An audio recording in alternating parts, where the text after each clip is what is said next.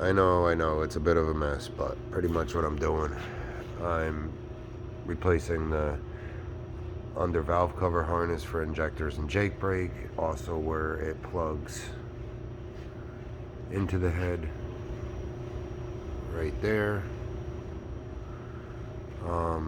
And the reason why is this is the connector that plugs into the head, and then the injector harness plugs into there. The oil doesn't just go on the outside and make the wires a mess and basically fall apart over time. It passes through, try to focus in here, those tiny pins. And as crazy as it sounds, and you can see, dry as a whistle, that one too,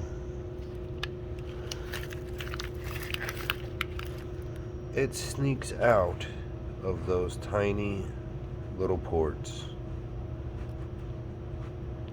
and will then start to fill up your computer. And most computers old enough don't have a perfect seal, so over time you'll end up toasting your computer because it'll actually fill up with oil.